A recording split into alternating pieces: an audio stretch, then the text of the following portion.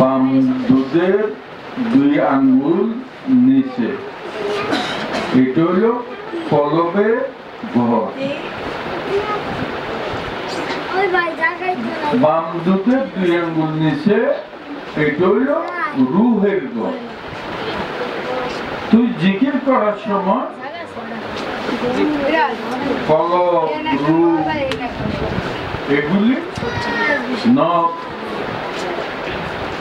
এগুলি হিসাব করে করতে হয়। তো পীরে যেভাবে শিক্ষা দিবে মুরিদ সেভাবে শিখে সেভাবে জিকির করবে।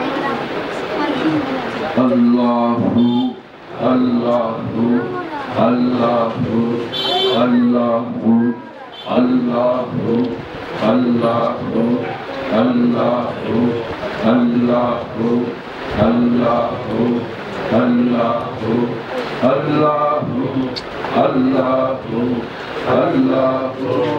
আল্লাহু আল্লাহু আল্লাহু আল্লাহু।